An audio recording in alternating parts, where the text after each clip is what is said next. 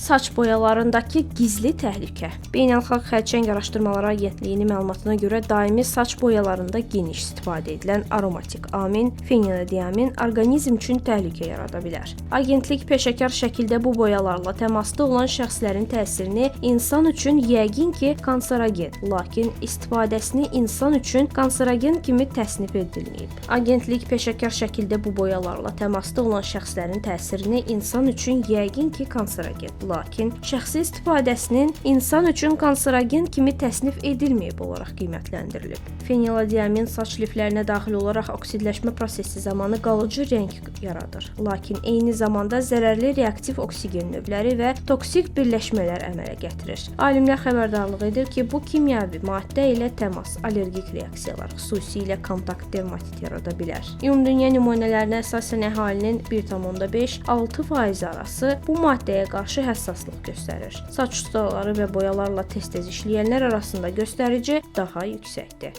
Elmi tədqiqatlarda həmçinin bu maddə ilə bəzi xərçəng növləri, xüsusilə kanserogen reseptoru mənfi döş və yumurtalıq xərçəngi arasında mümkün əlaqə ehtimalı qeyd olunur. Lakin mütəxəssislər bildirir ki, bu müşahidələr səbəb-nəticə münasibətini tam sübut etmir. Avropa İttifaqı bu maddə ilə tərkibli məhsullara məhdudiyyətlər qoyub və istehsalçılardan məhsullarla allergiya testi barədə xəbərdarlıq əlavə etməyi tələb edir. Mütəxəssislər istehlakçılara boyanı tətbiq etməzdən 48 saat əvvəl dəri testi keçirməyi və qoruyucu əlcəkdən istifadə etməyi tövsiyə edir.